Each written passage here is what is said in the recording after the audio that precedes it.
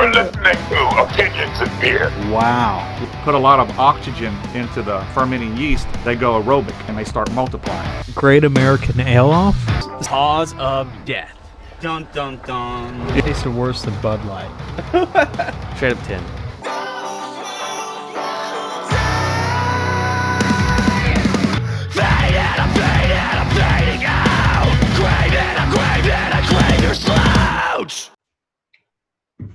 All right. All right. Beer and opinions and beer. A podcast with two guys and another guy. Heck yeah. It's all dudes here. What is that weird? No, okay. All dudes here on Opinions and Beer. Yeah. We have the same mic of a different color. Yeah, you got the Yeti? Hey, I have That a thing is blue. amazing. Yeah, it's actually really good. Especially once you fine tweak it, it comes through great. I mean, I use it all the time. So. How did you tweak yours? So I use a program called OBS, Open Broadcasting Source, and you can put like a couple of filters on there. Oh. Probably the best one to put on there is Noise Gate, because that cancels out like fans and stuff in the background if you have like kids and stuff. That's called OBS. It's OBS. That should be easy to find. yeah, you'll find it. Trust me. It's a free program too. So. Okay. Hi, guys. Hey, how you doing? I'm well. Excuse my dog freaking out downstairs. He wants to be let out, and I'm not going to let him out. Well, that's up to my 12-year-old, but I'm focusing on you guys and your wonderful outfits. Oh, Hey, thank thanks, you, man. Well, This is from Korea. Oh, at no point did I ask, but that's great. That's great. Are you drinking beer right now? I am. We have Imperial King Cake Stout, but Look at you. For you, because you're on the show, we did buy Carol Did It. It's a raspberry mango wheat by Buxton Brewing Company. They got that out fast. really fast guy. So, Mango wheat? Yeah. Yeah, Sounds like raspberry mango. Raspberry wheat. That sounds like a granola, a bowl of granola. Yeah. Sounds wonderful. I would honestly say that Tiger King stuff exploded pretty fast down here, just because we're already kind of like a smaller community. So once quarantine and lockdown started, like, yeah, everybody was like, "Hey, isn't that the guy from down the road?" Right. Wait, where are you guys located? We're in Southeast Texas. Oh, yeah. So that's Yeah. Oh, well, southeast. But how long of a drive is it to Oklahoma? Probably like 3 hours, maybe. Three, Oklahoma. 6 Oh yeah, I hours? guess so. Maybe 3. I mean, it it's like depends. 4 or 5 hours. Yeah, I need to can't drive imagine the explosion of people. I mean, it's a weird. If there was no pandemic, that zoo would be the busiest zoo in America. Oh yeah. yeah. Oh, Easily. Yeah. I mean, Jeff Lowe would be printing Affliction T-shirts out for himself because I think he uses them as currency. Man, I've got to say, like, your interview with them was just absolutely amazing. I mean, I watched a bunch of interviews with them prior to that, and like, really, like, just you interacting with them was just so good. It's like you had something to say for pretty much everything they brought up, and I'll take that. Yeah. Well, my goal was I interviewed each of them for an hour. And Oh, they shit, okay. they boiled it down to 7 minutes. But my goal was to make them human beings, because everyone is referring to them as characters. And I was Yeah. like, these are people. This is not a play, and it's not a drama, and it's not really even like the Real Housewives, because those shows are all scripted and they're all, they go into them like it's an improv show. I mean, they're all kind of heightened versions of themselves, but these were just people being filmed, and Joe Exotic is obviously that over the top, but people kept referring to, I was like, no, Saf really had his arm ripped off. And so there was, I really wanted to boil it. I wanted to get good, like real reactions from them and find out who they were. And, so make anyway. fun of their shirts. Some people still don't get it. I had a conversation the other day where they assume that was just based off a true story. I'm like, no, those are the people. Yeah. That's the real people. I mean, like, Yeah, it's really, I mean, when they say like, who would you like to cast who would be cast you in a movie? And I kept thinking like, Yeah, there's probably going to be a movie, but it's going to be very difficult to capture the mayhem and the reality of what it was, because obviously it's the most famous documentary series in history now. But it's going to be hard to kind of rise to the level that the actual people got to. Yeah, it's so relatable, I'd say, because like seriously, like around here, I mean, that's how people genuinely are. Like they come out across that, and it seems it goes to show how kind of disconnected the country is from each other. Because, like you said, like a lot of people see them and they're like, oh, these are they're like stereotypical characters. They're characters, like, right? Well, I mean, that's just the way of life down here. Right. But would you say that obviously Joe Exotic is a unique personality? I mean, but that's like, he's got to be trying to do like a role or something, right? Like, well, the man obviously is a showman and an extreme extrovert. He did magic and shit. Yeah, I know he's a performer. So yes, there's when that as that one producer said that every time the camera would turn on, he would fire someone to just create more drama. So in his case, he probably obviously is a heightened. But when he showed up at Travis's funeral dressed as a priest and then talked about his balls and then sang a song, I don't, that there's a disconnect there that's not, how typical human beings behave. Yeah, no, there's an intense amount of narcissism there. Yeah, and it's funny. And people were so angry with me asking all the people that I interviewed. They were angry with me asking the question, "Do you think he should be in jail?" And no, that's a good question. Yeah, it's like it doesn't seem A, like a hard hitting question, and B, I think that's not unfair to ask. And then they were like, "You're making fun of them," and I was like, "I did make fun of Jeff's Affliction T-shirt, collection. There's no doubt that I made fun of. What was the answer from most people whenever it was you unanimous? He needs to be locked up. And it's crazy how there's like a bunch of like petitions and stuff going on right now saying like, oh, he should be out. But right. Well, even Saf, even Saf, who said he loved working there and had a good relationship with Joe. And I asked all that. I was like, and do you think he should be in jail? And Saf was like, absolutely. So even the people that got along with it was like, oh yeah, he was committing crimes. So if this is, this is going to be, I mean, as I've told other people, Joe Exotic is the happiest person in jail ever. Oh, for sure. Nobody has been happier. The only thing that's bothering him is that he's not free, but that is very little on the list because I think he's probably experiencing extreme joy at his fame. Oh, absolutely. Yeah. So, I mean, we love talking about Joe Exotic, but, we rarely get to talk to Joel McHale, so. It's so rare that it's never happened. One might say. And will never happen again. Okay. We have never spoken. Never spoken. We were in that band together. That was so fun, but those were the days. You played piano for a little bit, right? I played piano. I played harpsichord. No, I thought he played accordion. I played guitar. I played accordion. I played them all. I played that little weird accordion, that little tiny one, not the big one you carry. So how do you guys know each other? You guys go to the We are relatives. Yeah. That's if you can tell by the you can tell by the facial hair? The facial hair. We both have the same color. Well, close to the same. No, actually, no. We have different color. You can't tell us apart. No, you're I thought I was talking to twins. That's how it works. Twins with a weird coffin-shaped shelving system behind you. Oh, that's where we just put our shrines. You put your shrine. You have a place for multiple shrines, or multiple it's a shrine. shrines of you saying that you don't have a shrine room? When you're walking. I have a shrine, but I don't have a place to put all my shrines. Okay. Say you're walking in the forest, right, and you come across some frog legs, and you're like, "Man, that would make a nice shrine," and that's where it goes.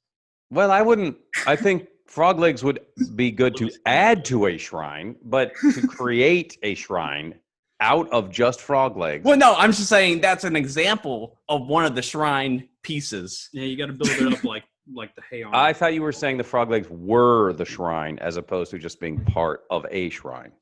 No, no, that'd be weird. This is good podcast. This is interesting.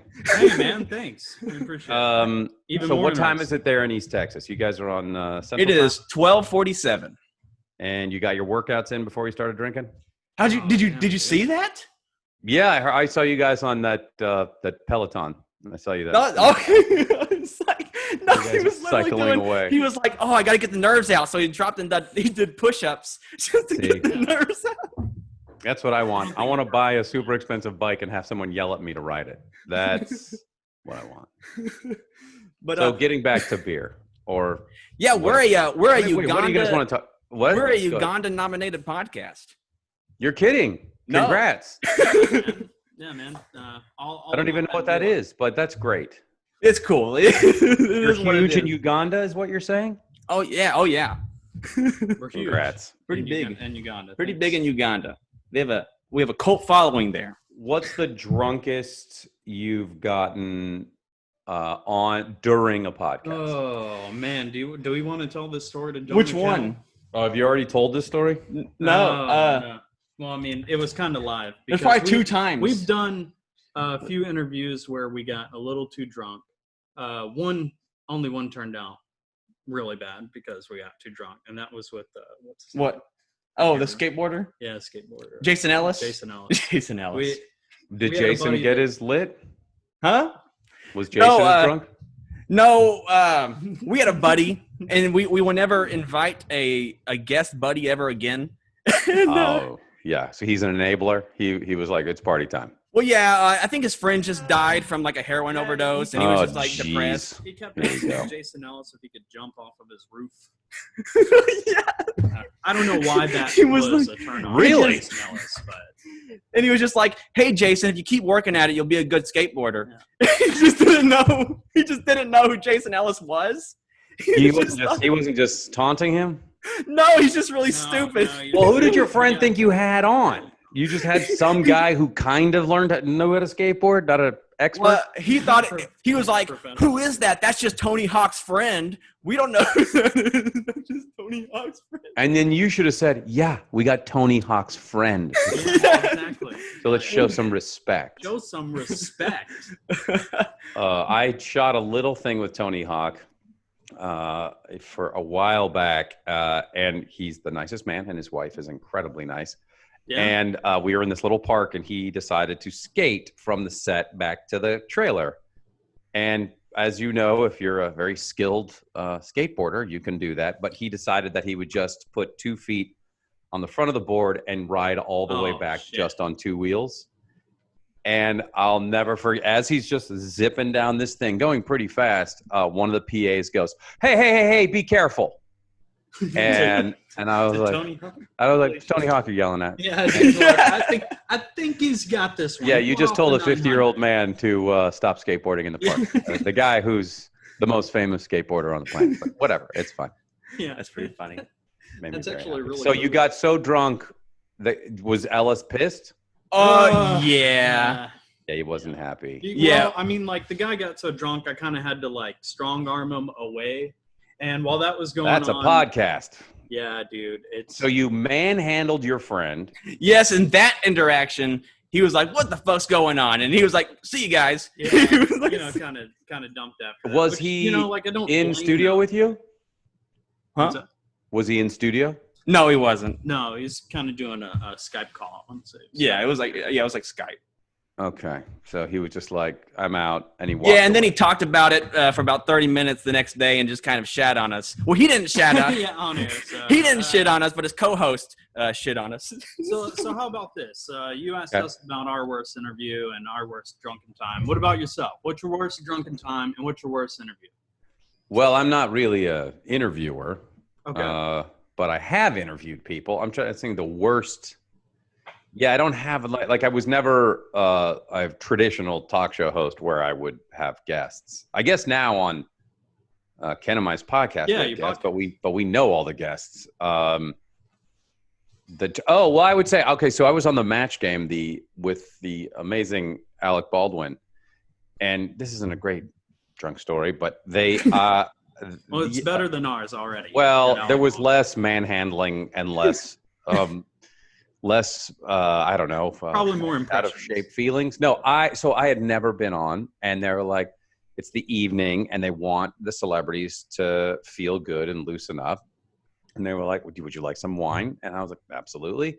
They had a very nice wine there. Because they have high quality products, because the celebrities are like, well, that's a good one. And so they were like, here's some wine. I'm like, great. And we started shooting, and then the taping takes more than half an hour because the whole thing has to be assembled later. And I was like, oh, I'll have another glass. And then I realized I was there for 2 episodes. And by the end of the first, I was already on a mission to Planet Buzzed. And and I was like, well, might as well keep going. And so by the end of the evening, it was dramatic how I was feeling. And I had to go to a dinner after that. And I went to this dinner, and I was like, I'm just going to let you know, I've already had a couple of, I don't know how much, tankers full of wine. Yeah. And I felt, so at the end of the dinner, it was way out in New York. It was 8 miles away from my hotel. I was deep into Brooklyn, and I felt so sort of like, I got to clear my head. I walked 8 miles back to my hotel. Oh, man. Because I was like, I got to wait. I had to wake up really early, and to catch a plane, I was just like, I do not want to be ill on a plane. So I walked, and that's my whole story. It ended with a impromptu drunk exercise. Thank you. Thanks for Great story. You can edit that down and get it. Okay. So one of the biggest reasons why I searched you out and wanted you on the podcast, because a picture of you started trending in the craft beer community, and it was a picture featuring a Pliny the Elder behind you. Pliny the Elder is, obviously the best IPA in the world. Double IPA, my friend. Double IPA. Yes, let me correct. Technically, I know, right? Technically, it's the second best because they're triple IPA. Pliny the Younger, I think, beat it out by a couple of rankings or whatnot. Yeah, but go ahead. Saying it's better. The problem with Pliny the Younger is like having a Wagyu steak, like a Japanese, where it's so rich you can't eat. Like people can eat a New York steak because it's the kind of best combination of fat and meat and texture, but like the Wagyu steak is so rich, and you kind of like blows you. That the Younger is that I don't know if you've had it, but they serve it in small cups because it's so big and it's so tasty. But it's like 11% alcohol. Yeah, so you're drinking glasses of wine basically. It's illegal to mail beer to Texas, and so we don't get a lot of the good stuff. What? Yeah, you'd be amazed at the And weird so- laws. Whoa! You can't mail beer, or you can't ship in beer. I think it's both. I think it's illegal to ship beer to Texas. You can ship it out of Texas, but you still can't ship it into. And they just passed where you can ship it within the state. Because used to, you couldn't even. Congrats, guys. Welcome. Welcome to the 21st century. It sucks, man. That's the one. Is it because beer makers are like they don't want that to happen because that would? There's no telling if they just want us to No, drink actually, local or some because shit. the biggest, Stan Arnold's like the biggest craft brewer in Texas. He's actually pushing for a lot of these laws, and he actually helped. He actually helped get this current one passed. So that's one. The same thing happened with Dogfish Head in Maryland, where there was all these antiquated laws on the books from like the 1700s. Yeah. And he knocked all those down, basically. I think only Pennsylvania they also have some really strange old liquor laws.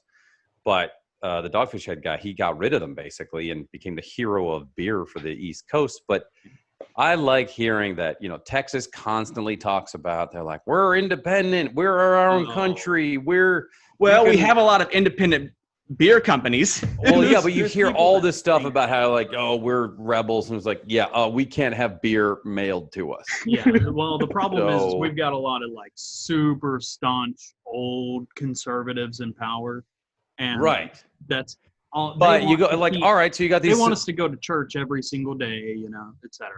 So they think that are you saying that by not mailing beer, they're somehow winning the temperance movement argument?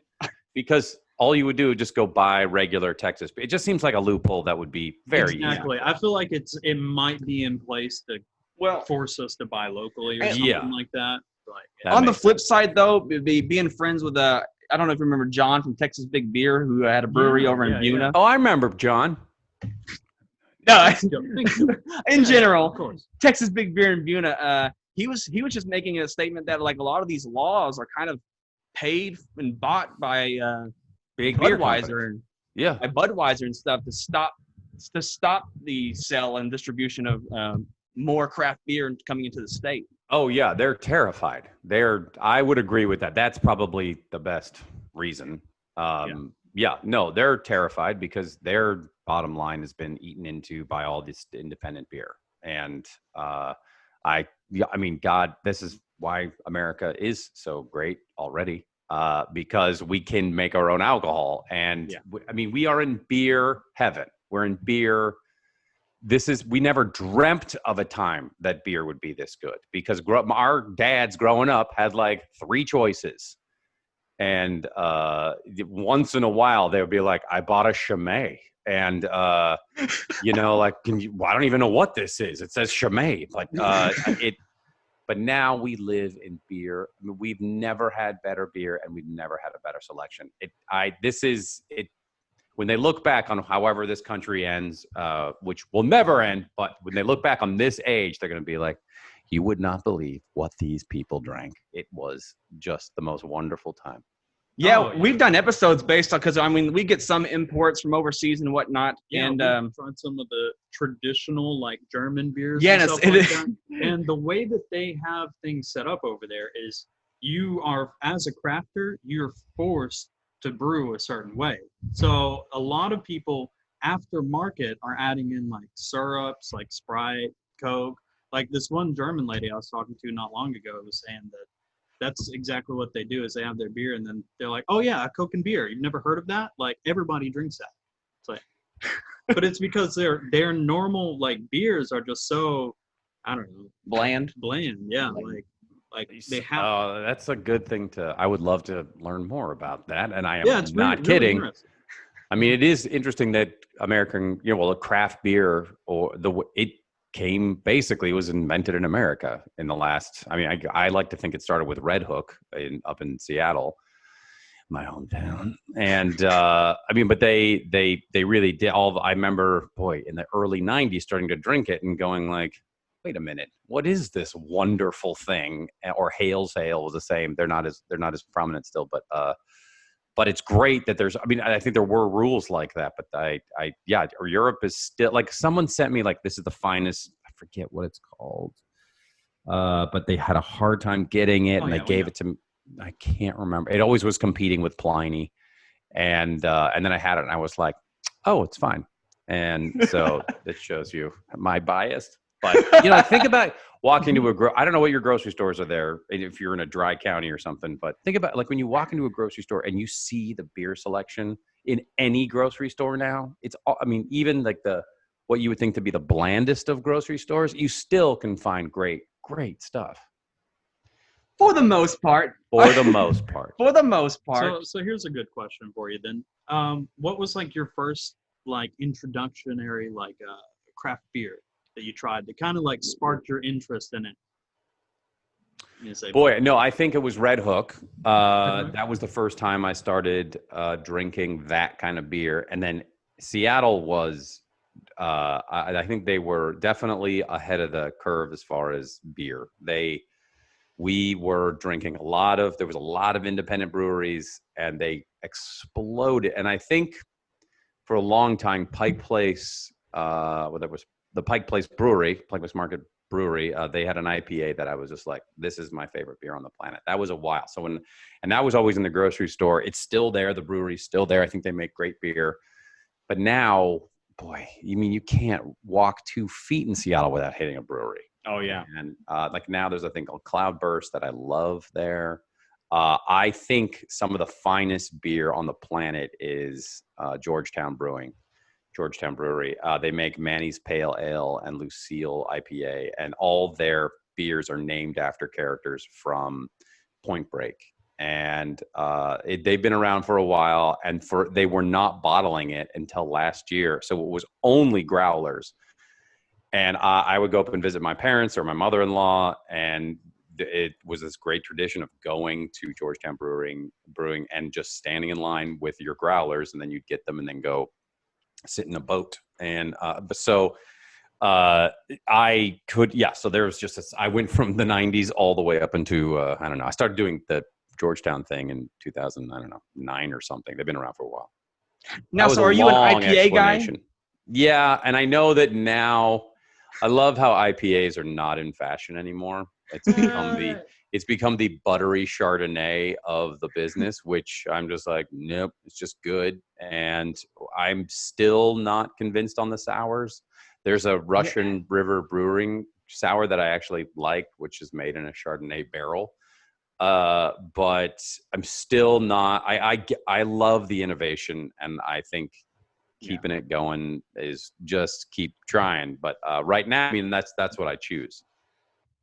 We tried a beer from the Ingenious Brewing Company over here, and they had probably one of the coolest sours we've ever had. It was like the blueberry one or the blueberry. Yeah, they conditioned a sour over blueberry cereal, and it was like blue and marshmallow had it was dude, it tasted like drinking milk, like the milk from blueberry. Yeah, it was actually pretty interesting. Weird. Wow. I see that. I love that innovation. I don't know if I would like that, but the innovation is really good. It really is like kind of a niche thing or whatnot. So. And then we also had Szechuan sauce. Yeah, it was like this super thick green sour. It was like Rick and Morty sauce. Was it salty? It was gross. Yeah, definitely. It tasted exactly like it sounds. Wow. It tasted like Szechuan sauce. And it was East green Texas raves. It was gross. Okay. But it was a fun beer. It was a fun beer to have. It was fun. Yeah, I bring on all the experimentation because there's a brewery in Brooklyn called Threes Brewing Company that it is so good. Every one of their beers I've tried, I was just like, why can't we have this in California? Also, Three Magnets Brewing in Olympia, Washington. They took a bunch of obscure bands.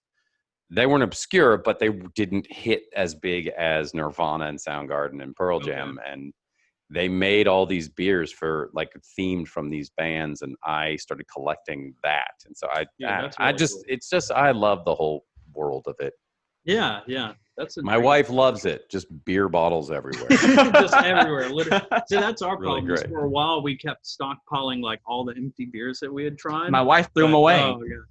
My wife threw all my stuff away. I mean, would get to a point where you're just like, what are we doing? Are we running a recycling center here? Yeah, I guess or can I do something with these? Because are you going to look longingly back on the time you drank that, I don't know, that the blueberry sour and go, yeah, maybe that's alcoholism talking. I don't know. Yeah, that'd be great. It was like, when did you realize you're an alcoholic? Oh, I had saved 3,000 bottles of empty beer. Well, I was talking to Joel McHale, and he made me look at all the stuff. Yeah, he made me come to terms with it. Yeah.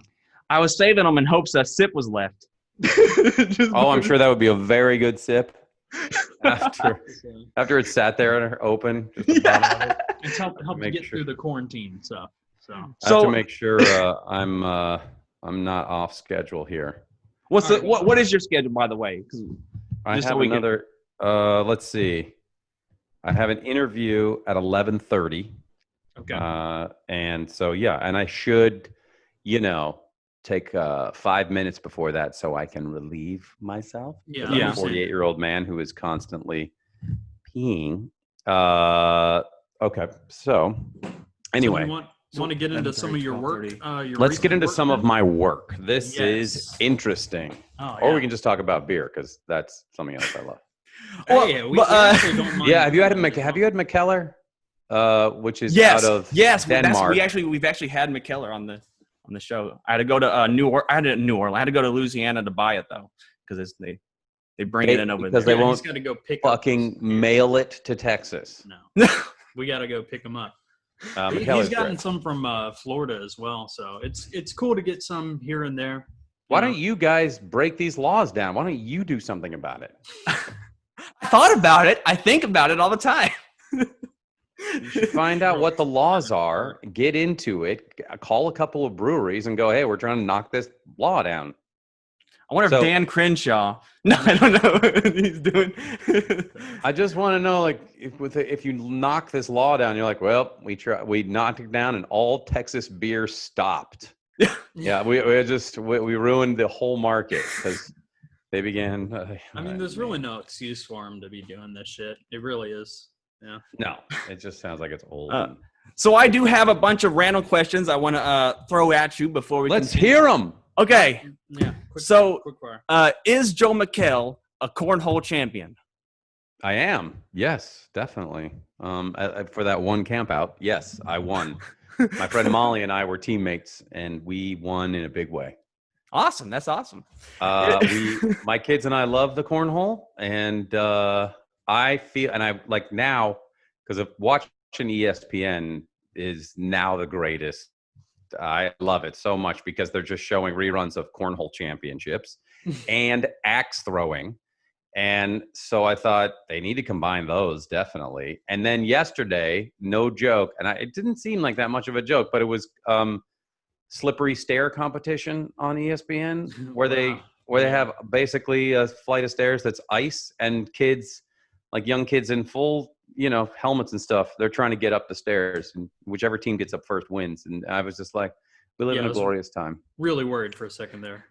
But Yeah. yeah, go on. Yeah. Get up the stairs, kids. If you were to cast Ken Jeong in the Tiger King movie, would you cast him as Kelsey Saffery or John Finley? Well, probably Saf, but Ken would have to lose 150 pounds at least just to get a believable shape. So Dan Hammond would be good. I'd say campaign manager. I think he kind of looks like that guy a bit. Dan Hammond? Hammond? Yeah. Is that what his name? Yeah. Who's Dan Hammond? No. Rick and Morty guy? He Dan broke Harmon? Community. Harmon? Whew. Yeah, Dan Harmon, guys. You guys You guys got that research down. Apologies. Dan Hammond? Now, We're gonna get now kicked what off. about Donald Glonner? Does Donald Yeah, Glonner, how is he? Glonner. Oh God. That was good, Dan. Dan Hammond, creator of Rick and Morty. Yeah, the Shark Swamp shots. Can't wait to tell him this. Oh shit. Okay, thanks, guys. Moving on. Favorite Moving on Nickelback to song. another well-researched question. All right, go ahead, Dan Hammond. Favorite Nickelback song. All of them? No, no, I don't have one. Okay. I can tell you. No, all right, no, I'm not gonna. Okay. So I was gonna say, where'd you draw inspiration for Johnny Cage in the Mortal Kombat movie? I drew inspiration for Johnny Cage for the Mortal Kombat movie by studying Johnny Cage from the Mortal Kombat video game. Nice. Good stuff. And Nickelback songs. Boy, yeah, no, that's what I did. I mean, I knew the game and I knew what his his kind of MO was, and I just decided, as they directed me, I was like, I'll just make him the most confident, clueless, arrogant, but somewhat like curious about a few things guy. And then, I trained for 2 years in martial arts so I could do it in the sound booth as I was recording the voice. Oh, of course. So I don't know. It's the most violent animated movie in this year. So check it out. How was rated R. voice acting versus just acting? Period. Less did makeup. you prefer that or? I got to wear shorts, and no, do I prefer it? I like it all. I mean, I love acting, so I'll do it anyway. And I think voiceover acting is really fun. And you're just in voiceover acting, you're not really, you're not in control. You do what you do as much as you can in the booth, and they do all the real work and put together an animated movie, and your voice is just there. So it was really fun. And when I finally saw what the movie looked like, I was even more excited because it was wonderfully stylized, and they didn't pull any punches for the violence, which I was worried that they would turn it into a kids movie or something PG-13. But the whole time they were like, no, this is going to be rated R, and it's going to be, and I think that's because the game is pretty intense. So I like that version of it. I did not want it to be like the Dungeons and Dragons movie. Version. I know what you're talking about. Exactly. Man, I mean, I really love the Mortal Kombat series. I've played it since I was a kid. So yeah. I appreciate the work that you did. So thank you. I played it so much as a kid, the stand-up game, and then the latest version is beautiful. Yeah, I'm 11. Terrible at it. I can't. The number of I mean, it's just like when I play Madden with my 12-year-old, and like he knows so many more things than me that it's hard for me to even keep up. With Johnny Cage, just spam the crotch punch over and over. That's all. Yes. That's pretty great. But I don't know if you've seen the movie, but it's real. I'm very proud of it, and I think people can dismiss. I was like, it's a video game animated. I don't think so. I was like, check it out. Check out the first 5 minutes. In the video game crowd, like the video game community, it's actually like huge right now. Oh, great! It's going real big. So that makes me very happy. And I kept swearing, and I think they kept a number of them in because I was like, what do you care? They're like people they're beheaded in the thing, and so they left a couple of F-bombs, and so I was very happy. So, what a weird thing to be happy about. Live action Ninja Mime movie. Would you reprise the role of Johnny Cage? Yeah, but I don't think that I'll be on that list. Oh, okay. I think I'm a little too old, and they're going to go with a movie star for that. I don't think they're going to go with the host of Card Sharks. But maybe if they run out of money or they lose a bet, I'm happy to do it. Well, they already have your number, so they got my number. Yeah, and I can Zoom with anybody. Yeah. We do appreciate it, man. Yeah. Thank you for taking time out of your day, for sure. You were you were a part of the one of the best TV series I've ever seen in my life. The Great Indoors. Milo Murphy's Law. And, I did work with Candice Bergen one time. She was amazing. But no, I haven't. Why didn't they ask me to be on the reboot of Murphy's Law? What the hell? What's up? Wait, they're rebooting it? What happened? They already did, and then it went away. Oh, well, there you go. It was made by Dan Hammond. Oh, were you able to? I'll never financially recover. Did you work with Weird Al at all during? Recover from this. Did you work with Weird Al at all during Milo Murphy's Law? No, I have met him, and he's way too nice to be as famous and cool and powerful and talented. So I've met him a couple of times, and his wife is lovely. No, but we were never in the same room. Yeah, I listened to him and Paula Abdul for the first 13 years of my life. Look at you. That's it. You are a very interesting man. What's your favorite Paula Abdul song? Opposites Attract. Man, that just rolled right off your tongue. I couldn't think of the other one. It was like, what did you think of DJ Scat Cat? He's the best. Well, of course. Good answer. You should play him in the reboot. I really should play an animated cat in the reboot of a music video. Okay. It should be a movie based solely on the cat. You'd voice him. I would do that. I would do that in a heartbeat. People are screaming for that. They want that.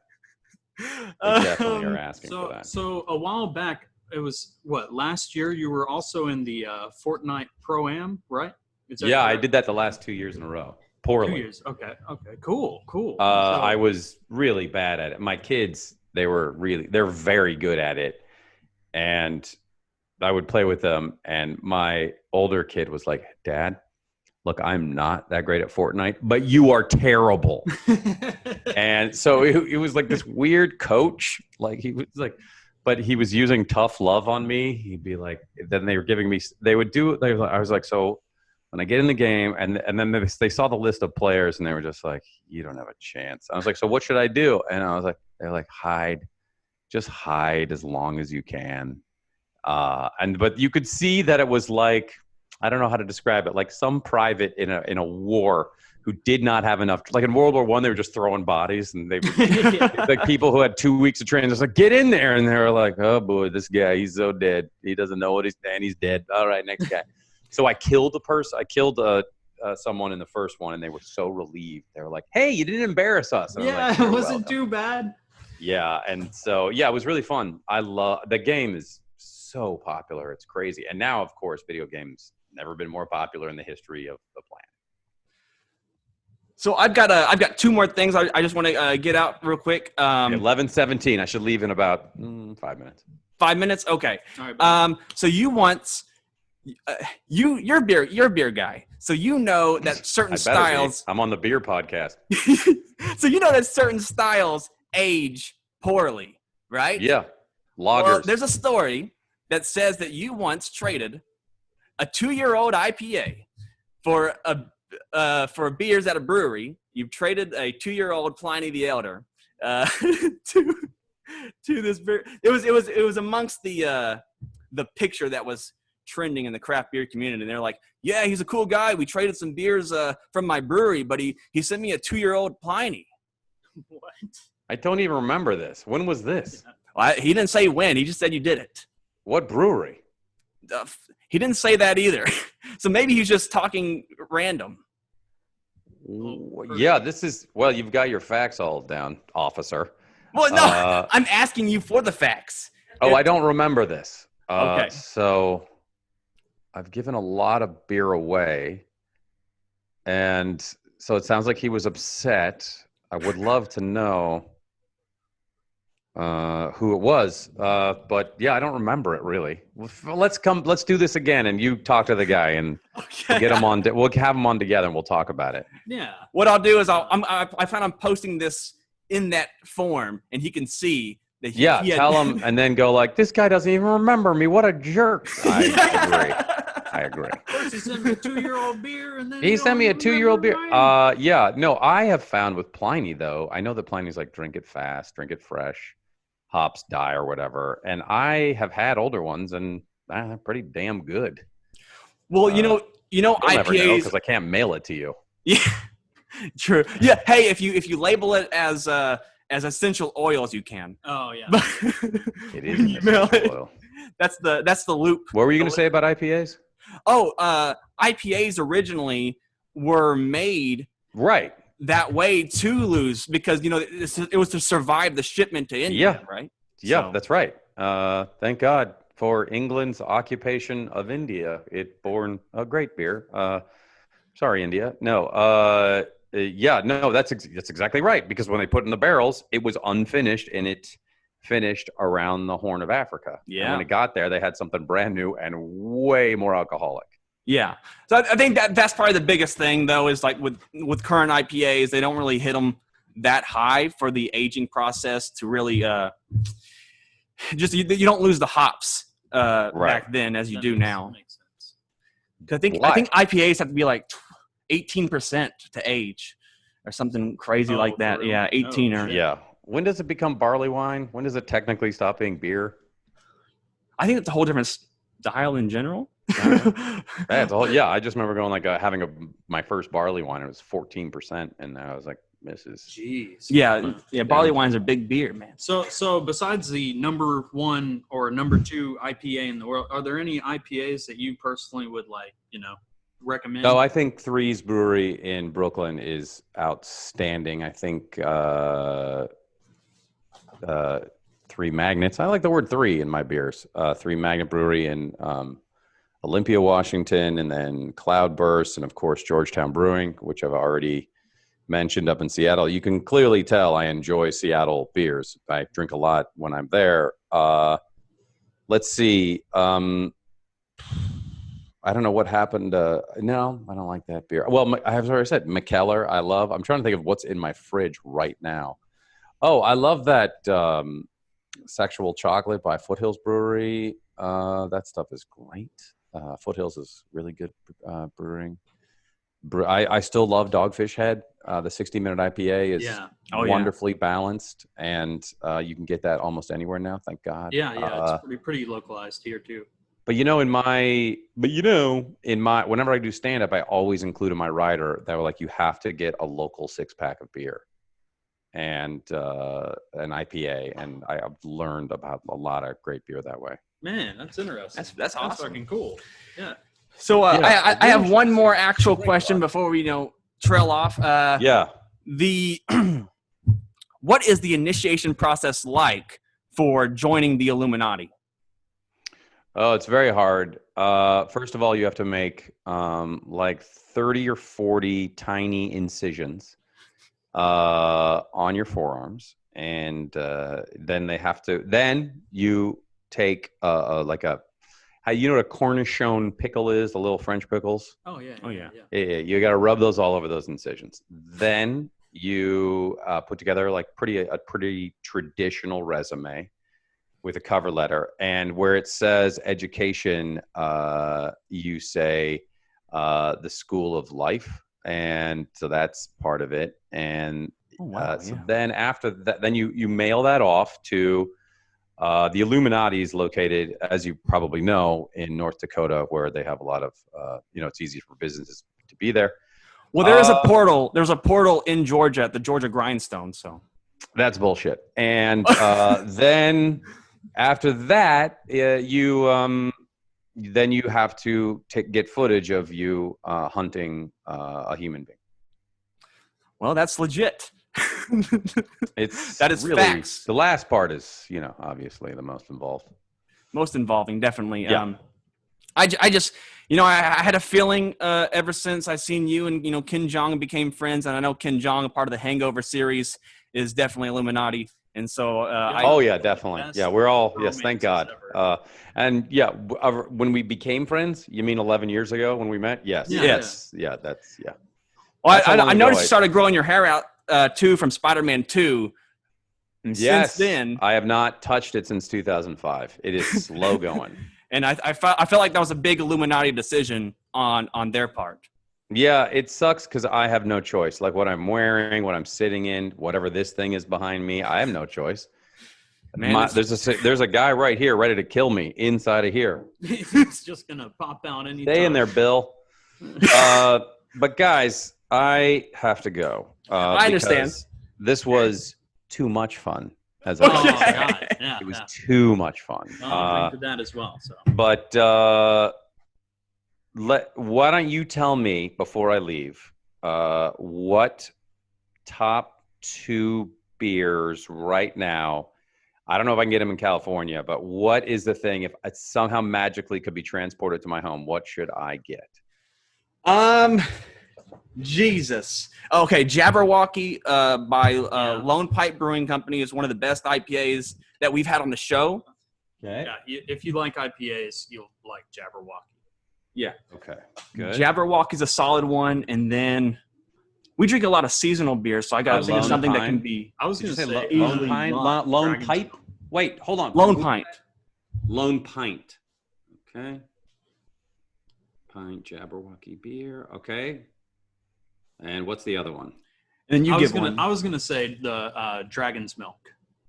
Dragon's Milk. Okay, who makes that? That's New Holland. New Holland, yeah. Dragon's Milk. That's a solid. It's a solid stout. That's a great name too.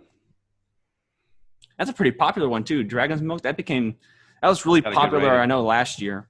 And they have a lot of variants. You got that bourbon barrel aged stout, 17% alcohol. Dear Lord. Okay, that's gonna be a oneer. Yeah, exactly. All right, guys. I deeply love you both. I have 3.5 minutes before I get on this thing, and let me just say that ever since we found out we were first cousins, it just makes me feel like I'm from Texas as well. And as you can see, I look like I am. You're an honorary Texas. I mean, we all three look related in some way. Yeah. All right, you just go. got to go outside and shoot your gun now. And Definitely, you'll be christened. We definitely share the I similar blow skin off a howitzer complexions. every morning in my house. Okay. Yeah. Great. Thank you so Have much, one- Joe. Man, Joel, Thanks, thank you guys. so Good to much. talk to you. I wish it could go longer. I really would, but let's do it again. Okay. Yeah, for sure. It was Yeah. really fun. I'll come back on. Let's talk about Thanks, beer. man. Sweet. Appreciate it. God bless you guys. That's Opinions and Beer, everybody. Saying, Opinions and beer. Hey, Good that's the night. second Mortal Kombat Illuminati to Yeah, do that this. there you go. Actually kills. Holy crap! We just interviewed Joe McHale. Holy crap. We just interviewed Joe McHale. That's right. For those that don't know, that I'm Adam. I'm Eamon. We are Opinions and Beer. We said it a million times. You just listened to our interview with Joe McHale, and now we're going to get into the beer that will be representative of this episode. I think some would even refer to it as the beer of the day. It is. Today's beer of the day is Carol Did It by Buxton Brewing Company. This is a raspberry mango wheat at 5.3% ABV with 15 I IBUs. fucking love it. The name of this beer is Carol Did It. Yes. So if you don't know what that is in reference to, people, obviously the hugely popular Netflix documentary, what is it, Tiger King and I? Tiger King. No, Just Tiger Tiger King King and I is the episode that Joe McHale. Oh, okay. So Tiger King, the Tiger King episode, probably the first or second one goes into depth about some of the history of Carol Baskin and throws a little bit of shade and tries to bring a little bit of light to the situation surrounding her her late husband's disappearance. There's not even confirmation that he's dead. He's just missing. Missing. And he's been missing in for- Cuba, right? I don't know what they said. Well, they said that I can't remember that there what it was a plane filled up and that it looked like it took off and then crashed or some shit on the way to Cuba. But I feel like most everyone does whenever we say that's bullshit. That is absolute bullshit. People don't. No, that doesn't happen. That shit like that. I mean, okay, that's a misstatement. It does happen, but probably not in this circumstance. So, yeah, motherfucking. Carol did it. Carol did it. I said Carol did it now. And look, maybe raspberry represents the blood of her husband. Mango represents. No, it fucking represents the weird wine that her and her new husband drink while they're Is that what it is? on leashes together. Is some that shit. oh really? Mango represents the color of the lion. The tiger. God damn it. Liger. The liger. So yeah, there was actually a weird stigma. Did you notice that whenever like watching the series that there's like a weird stigma against ligers? Like people are saying that it's like inhumane to breed ligers. Oh really? Like the old shit that like Napoleon Dynamite, talked about ligers. They're a cross between a lion and a tiger. It's my favorite. Yeah, liger's my favorite. It's my favorite in the world. Ligers. So I don't know. I don't know why I brought that up. You're a big Napoleon Dynamite fan. Yeah. Well, Have you been catching up on older shows during this mess? I'm not gonna lie. Most of my time has been spent training for gaming. Okay, training Yes. for gaming. But I did get to I've been watching a lot of YouTube videos on like garden growing and stuff like that because people like during the quarantine and stuff like that. From here on out, I know that like the food industry is essential, but like if you're worried about what's going on Texas with your opens this Thursday, Yeah. is what they're saying. Well, I saw an article this morning. this takes place in Supposedly, 2020. the restaurants are already open. Yeah, it may be weird listening to this podcast episode a little bit later, but if you didn't know, the coronavirus was pretty rampant for the past 2 or 3 months. It's During the time of this recording. yes, and they say that it's starting to slow down, but well, if you're listening to this at a later date, you already know. Yeah, you already know. So. And knowing's half the battle. G.I. Joe! Throwback. Man, I wanted to do so much throwbacks with Joel McHale. I wanted to ask him. Oh, there's so much that we could have talked about. But I wanted to ask him if he, because he's done game shows in the past, like he mentioned, Card Sharks and whatnot, and some other he's stuff. done a lot of. I wanted to ask him if they ever rebooted Russian Roulette or Friend or Foe. And I'm sure he doesn't know which either of them are. But I don't know. That would have been the fun I've for heard him. of Friend or Foe, though. So Russian Roulette is where you have to answer questions. If you get enough questions right, you have this thing under you that locks, and then a red circle goes around the people that answered less questions, and it will stop and basically drop them to their deaths. To their deaths. I assume it's their deaths. Okay. I'm sure you don't see them; they just disappear in a hole. Things have broken down into anarchy right now. Why not have some Roman Colosseum soft humor? We just got to get inmates, right? And then Friend or Foe, you answer questions with a teammate, and then it's like a game of rock paper scissors of whether or not you split the money, no one splits the money, or someone takes the money. The hosts were always fun to watch. I think Joel McHale would bring a charm to those shows if they ever brought it back. So he's definitely Captain America-esque type guy. Yeah, he's in Stargirl as Starman. As Starman, which is it looks like the DC Universe version of Captain America as far as the character's design goes. It's almost like spot on imagery of the old Captain America outfit. So, 1 second, let me grab somebody real quick. Adam's grabbing someone real quick. Oh my God, who's that? Hold me now. I'm 6 feet from the edge, and I'm thinking maybe 6 feet ain't so far down. You know who this is? Is that a masked singer? Well, it's me. It's your co-host. Gee, but yes, I was a masked singer. Everybody throwing those references. We're trying to throw in as many things as we can that we missed out. All the Here's references. Johnny. Here's Johnny. But anyways, you want to try this beer? Yeah. So wait, before we get into it, what's your personal opinion on Carol? Do you think that she did it, or man? And I wanted to tell him, hey Joel, if you're watching this, rewatching this, and you're seeing this part, he's definitely rewatching this right now. If you've made it past your particular section, the interview, and you're here with us, Carl Brodsky.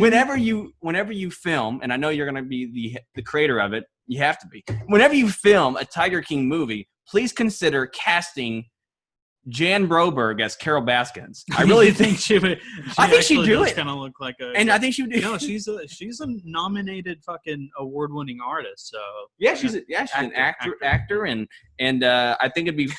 I think the irony of having someone from last year's Carol did it from last year's biggest documentary.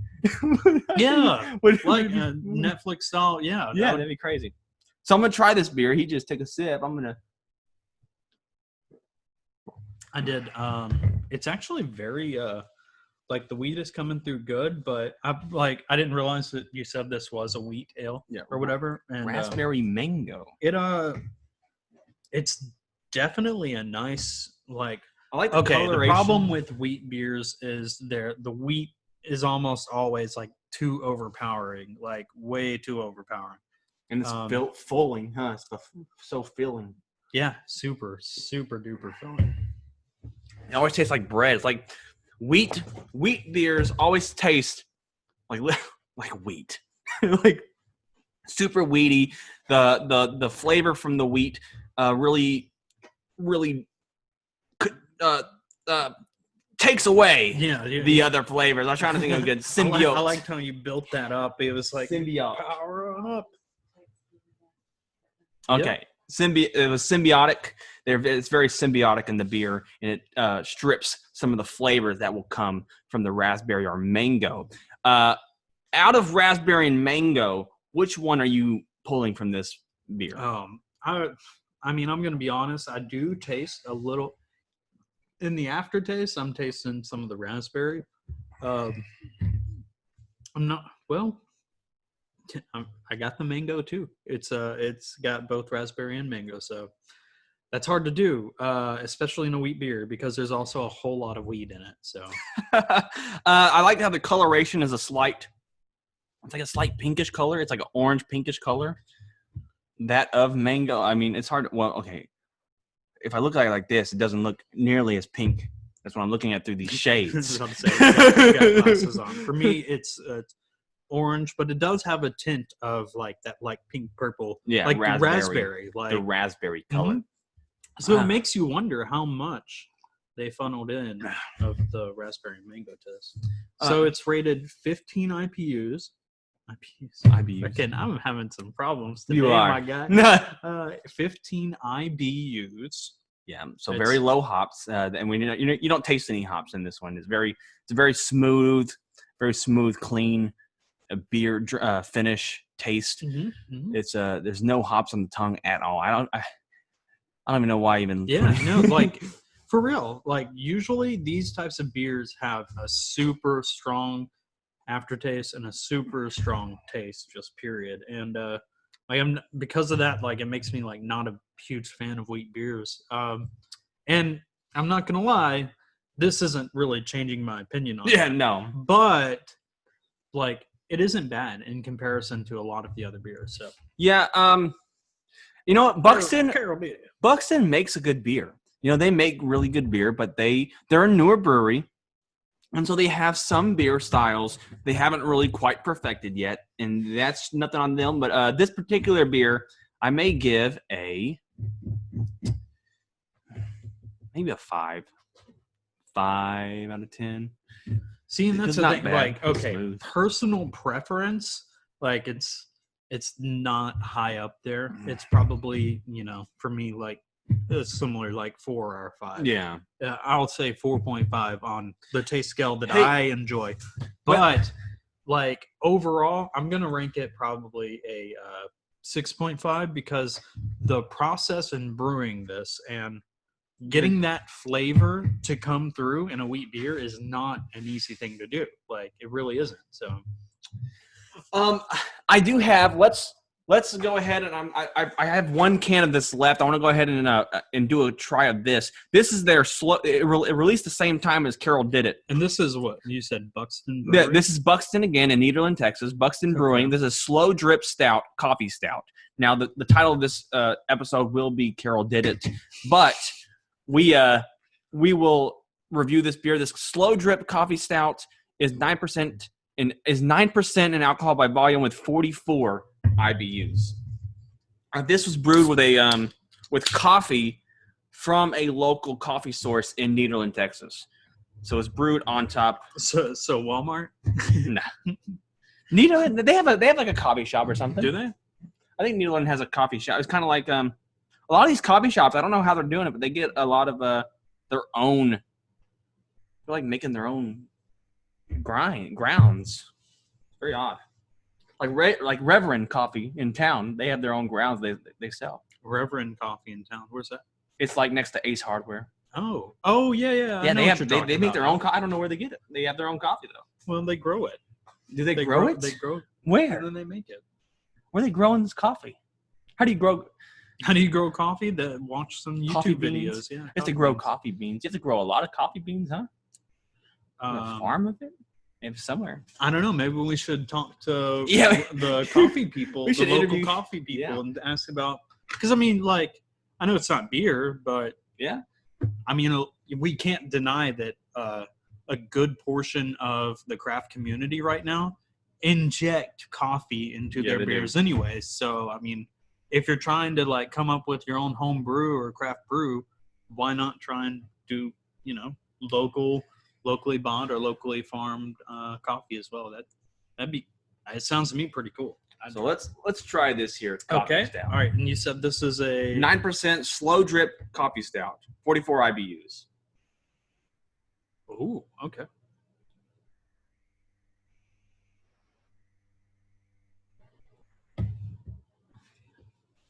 Yeah, so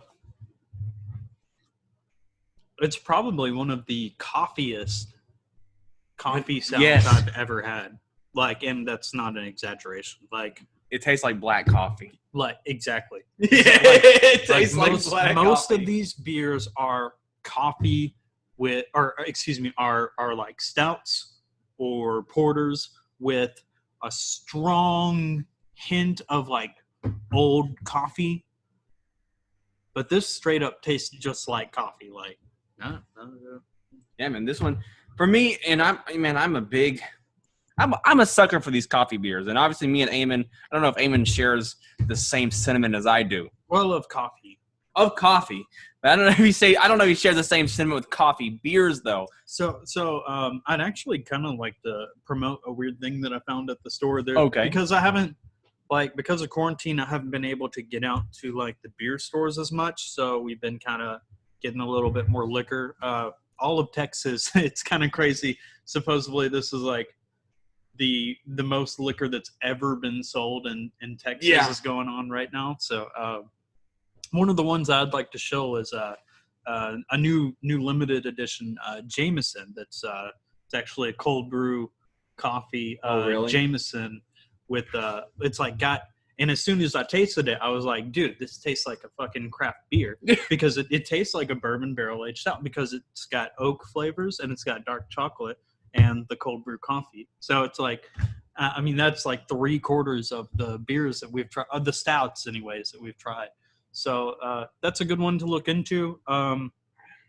That tastes more like whiskey than coffee in comparison to this pretty awesome beer. Yeah, this one's a solid one for me. Obviously, one of my favorite coffee beers of all time is Rev Coffee Stout, which is a coffee stout brewed on Rev Coffee. I wish I knew the name of the coffee company that they are using to brew the coffee on, so I could give them a shout out. Yeah, I know.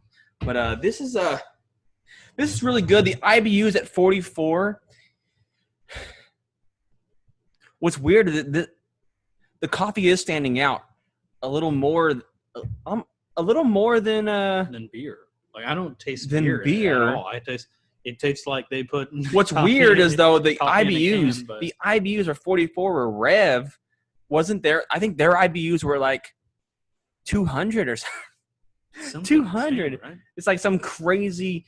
The bitterness scale on their beer was way crazier than this 44. And this, it's And not. this is- It's. I think that's an accurate But representation. you know what? It's not that bitter. I think Like, I think it's- maybe that one's using actual hops plus coffee. This one seems like it might be relying solely on the coffee for the bitter profile. Yeah. So to give a taste comparison for those of you at home that can't taste this, most of the coffee beers that we try taste like good strong cold brews and or like just super deep strong dark coffee blends, right? Whereas this, drinking this beer straight, it tastes like a I don't know. I don't want to shit on it too much. I want to say like just like a normal like Maxwell House coffee or something. Like Waffle House. Yeah, like just normal ass coffee that you'd get from your local. But it's 9%, and that's restaurant actually or something. higher than a lot of the other coffee beers. The other coffee beer is like 7, so at least it's higher than other coffee stouts, sitting there at 9% in the area, not in general, but in the area, higher than the average coffee stout. I'm gonna give this an 8.5 out of 10 because that's my bias. That's my bias to coffee stouts. So I'm not gonna lie, I don't necessarily like. I am kind of a coffee. What is it? Connoisseur. Connoisseur. Yes, I'm a coffee connoisseur. Or should I say a cafe connoisseur? Connoissaurus. That's a throwback joke to where I fucked up earlier. So a coffee connoisseur, and I would say that this isn't. I do prefer those kind of shittier, darker, stronger, bold coffees compared to the Waffle House coffee. Maybe I need to put some creamer and sugar in here, and then it'll be great. It'll be great. So yeah, I'm gonna give it a solid 6. Solid 6. But that's Good personal preference. Personal like preference. obviously, if I were to say the process, like I said, it would be like probably 9 on like process, because like being able to get coffee to come through in the flavor this strong is really impressive. It really is. So, and this is just one of our local brewers. Like craft beer is coming a long way. Really fast. I kind of wish I would have grabbed a beer that from this particular company, because I used to live in Nederland, I think, back in the day. Mm-hmm. I wish I would have grabbed a beer that would have spoken to you a little bit more. They have solid IPAs and whatnot. This is just what I had in the fridge. Mid County Madness Just is probably one of the ones. Bleed purple and white or gold and black is the two main ones they're going to be having to work on if they want to get into my soul. Okay. But solid beers, you heard our different perspectives on these beers. You heard our interview with Joe McHale. It was a phenomenal interview for what we were able to do, right? Yeah, it was really good. We did have time constraints, but I mean, even with the time constraints, we covered a lot of shit. I know. I mean, and we had a list, and I was like, sometimes I probably did force. I kind of certain things were laid out to where they were supposed to play out in like a bit format, where like it was supposed to be this and then this, and due to time constraints. Well, I mean, also we've got to talk about how much of like observational humor like Joel McHale does. Like that's his thing. Is like you can bring up a topic to that guy, and he's gonna talk about what he wants to talk about. Like there's no stopping him, and he proved it. It was a really good interview. I enjoyed it, and I hope he enjoyed it as well. So yes, it was a super good interview. Yeah. Do you agree? I think that's just my opinion. Just your opinion. Yeah. What do you agree? Well, guess what? This time's a little different because we truly don't give up. We are a million and billion.